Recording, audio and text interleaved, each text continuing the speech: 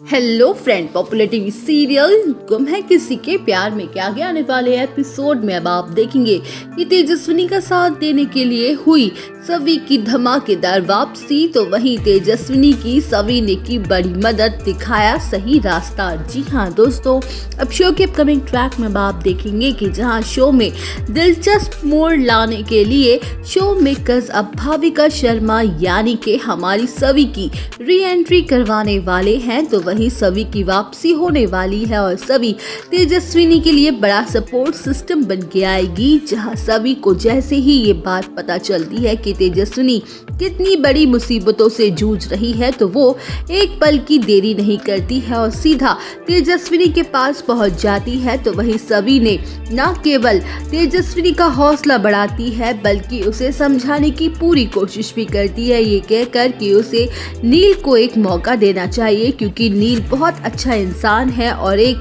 वही है जो उसकी सारी परेशानियों को दूर कर सकता है।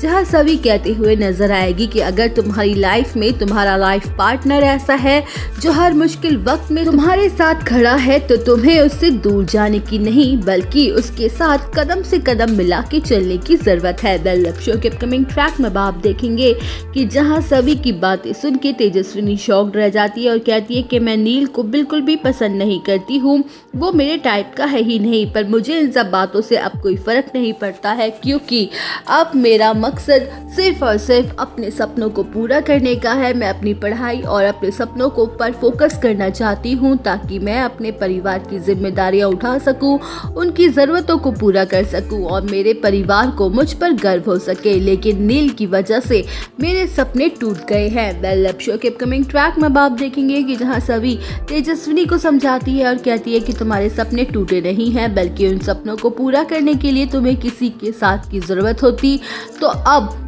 तुम वही लक्ष्य को पा सकती हो और इसे पाने में नील तुम्हारे सबसे बड़ा सपोर्ट सिस्टम बनने वाला है। तो वही तेजस्विनी इमोशनल हो जाती है और सोचती है कि भले ही वो नील को पति के रूप में कभी एक्सेप्ट न कर पाए, लेकिन वो उसकी अच्छी दोस्त तो बन के रह सकती है।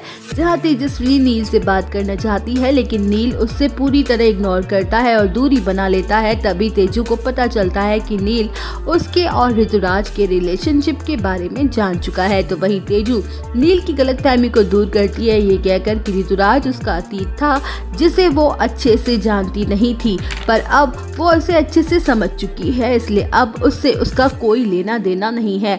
जहां नील खुश हो जाता है क्योंकि उसका गिल्ट अब खत्म हो चुका है और अब तेजस्विनी का साथ देने को तैयार हो जाता है। तो वही दोस्तों, सभी की वापसी लाएगी नील और तेजस्विनी के रिश्ते में नया मोड़।